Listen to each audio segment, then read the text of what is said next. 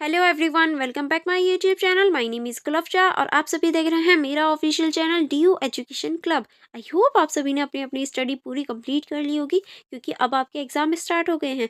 और देखिए, आप सभी ने थंबनेल पर ही देख लिया होगा, आज की जो हमारी वीडियो होने वाली है वो सेमेस्टर फिफ्थ की होने वाली है। और सेमेस्टर फिफ्थ में जो आपकी हिस्ट्री है, पॉपुलर कल्चर, इस हिस्ट्री को आज हम कवर करने वाले हैं। यानी इस हिस्ट्री का आज हम क्वेश्चन पेपर डिस्कस करने वाले हैं।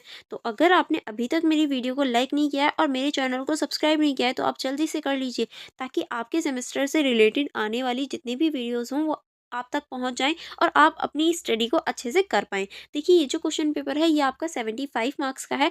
और इस क्वेश्चन पेपर को आप हिंदी या फिर इंग्लिश, दोनों लैंग्वेजों में से एक लैंग्वेज में आप लिख सकते हैं, वो आपकी मर्जी होती है। और इस क्वेश्चन पेपर को सॉल्व करने के लिए आपको 3 घंटे दिए जाएंगे। और देखिए, इस क्वेश्चन पेपर में 6 क्वेश्चन हैं, लेकिन आपको सिर्फ 4 क्वेश्चन अटेम्प्ट करने हैं। तो आप अपने क्वेश्चन पेपर को स्टार्ट करने से पहले ये जो निर्देश दे रखे होते हैं स्टूडेंट्स के लिए, ये आप ज़रूर ही पढ़ना। ये सिली मिस्टेक मत करना कि आप भूल गए या आपने पढ़ा नहीं और सारे ही क्वेश्चन अटेम्प्ट कर दिए। तो ये चीज़ ज़रूर देखना कि आपको कितने क्वेश्चन अटेम्प्ट करने हैं। जैसे कि इस क्वेश्चन पेपर में आपको सिर्फ 4 ही क्वेश्चन अटेम्प्ट करने थे। चलिए फिर स्टार्ट करते हैं कि किस तरह से आपसे क्वेश्चन पूछे जाएंगे। और ये सारे ही इंपॉर्टेंट क्वेश्चन हैं, तो आप इस वीडियो को लास्ट तक ज़रूर देखना। जो हमारा फर्स्ट क्वेश्चन होगा, फर्स्ट क्वेश्चन है हमारा, लोकप्रिय संस्कृति को परिभाषित करें। यह कुलीन संस्कृति से किस प्रकार भिन्न है। यानी आपको इस क्वेश्चन में जो लोकप्रिय संस्कृति होती है उसको परिभाषित करना है और किस तरह से कुलीन संस्कृति से भिन्न होती है ये आपको बताना है। तो सबसे पहले इस क्वेश्चन में आपको लोकप्रिय संस्कृति को परिभाषित करना है, फिर उसके बाद में आपको कुलीन संस्कृति को परिभाषित करना है, फिर किस तरह से जो लोकप्रिय संस्कृति है वो कुलीन संस्कृति से भिन्न होती है, फिर आपको ये डिफरेंसेस बताने हैं। ठीक है।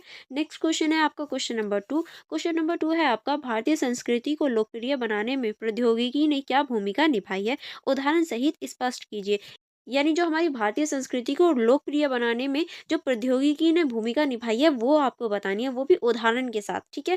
तो आपको इसमें उदाहरण भी देने हैं। नेक्स्ट क्वेश्चन की तरफ चलेंगे। नेक्स्ट क्वेश्चन हमारा क्वेश्चन नंबर 3, जो कि है, प्रदर्शन कला परंपराएं क्षेत्रीय संस्कृति प्रतिमानों के संदर्भ में किस प्रकार सहायक हैं, उदाहरण सहित स्पष्ट कीजिए। यानी प्रतिमान कला और परंपरागत क्षेत्रीय संस्कृति के जो प्रतिमान होते हैं किस प्रकार से सहायक करते हैं या किस तरह से ये हमारी सहायता करते हैं, इस बारे में आपको इस क्वेश्चन में बताना है। और देखिए, साथ में आपको इस क्वेश्चन में भी उदाहरण सहित बताना है, यानी आपको उदाहरण भी देने होंगे।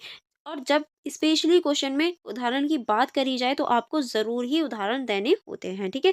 चलिए आगे बढ़ेंगे। आगे हम हमारा क्वेश्चन नंबर 4 है।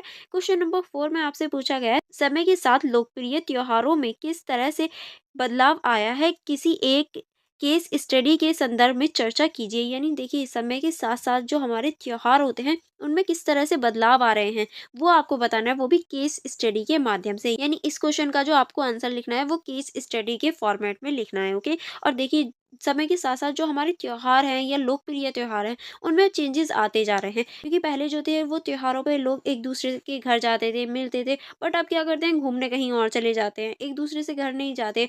और जो त्योहारों पे पहले रौनक होती थी अब ये नहीं होती। ये वर्ड सुना होगा कि पहले के जो त्योहार होते थे वो अलग ही रौनक वाले होते थे, बट अब ऐसी चीज़ें नहीं होती। तो आपको यही बताना है कि समय के साथ साथ कैसे हमारे लोकप्रिय जो त्योहार हैं वो चेंजेस हो रहे हैं या उनमें क्या क्या बदलाव आ रहे हैं। ठीक है। अब हम नेक्स्ट क्वेश्चन की तरफ चलेंगे। नेक्स्ट क्वेश्चन है हमारा क्वेश्चन नंबर 5, तीर्थ यात्रा के सामाजिक महत्व की चर्चा कीजिए। क्या आप इस बात से सहमत हैं कि वह पवित्र स्थानों को शामिल करती हैं। यानी आपको इस क्वेश्चन में तीर्थ यात्रा के सामाजिक महत्व के बारे में चर्चा करनी है। पहले आपको तीर्थ यात्रा होती क्या है ये बताना है, और फिर इसके जो सामाजिक महत्व होते हैं ये बताने हैं। यानी देखिए, जब भी हम धर्म से रिलेटेड कहीं आवाजाही करते हैं या कहीं जाते हैं तो वो हमारी तीर्थ यात्रा कहलाती है। इसी के बारे में आपको इस क्वेश्चन में बताना है। और ये फिर किस तरह से हमारे जो परिवर्तन है या जो पवित्र स्थान होते हैं उनको किस तरह से हमें इसमें शामिल करती है या जोड़ती है, इस बारे में आपको इसमें चर्चा करनी है। ठीक है।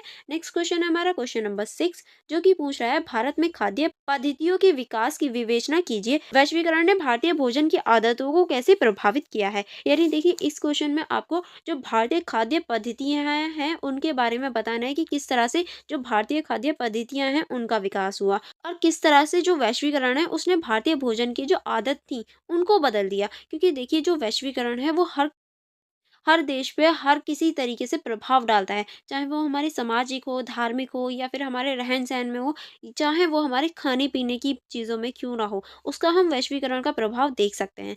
तो किस तरह से वैश्वीकरण ने हमारी जो खाने-पीने की चीज़ें हैं, जो हमारी खाने-पीने वाली आदतें हैं, उसको प्रभावित किया है। क्योंकि पहले हम पिज़्ज़ा वगैरह ये सारी चीज़ें नहीं खाते थे, बट अब लोग खाते हैं। तो ये क्या है, ये हमारी जो खाने-पीने वाली आदत है, वो चेंजेज़ हुई हैं, वो भी किसकी वजह से?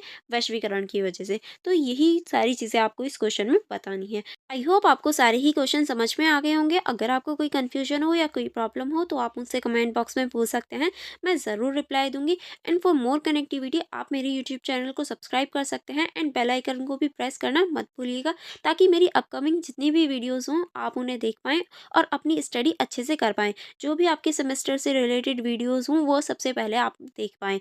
एंड इस वीडियो को लाइक करना एंड अपने फ्रेंड्स के साथ भी शेयर करना मत भूलिएगा, क्योंकि जिस तरह से ये आपके लिए इम्पॉर्टेंट है, आपके फ्रेंड्स के लिए भी इम्पॉर्टेंट है, ताकि वो अपने एग्ज़ाम से पहले-पहले क्वेश्चन पेपर को देख लें कि किस तरह से क्वेश्चन पूछे जाते हैं।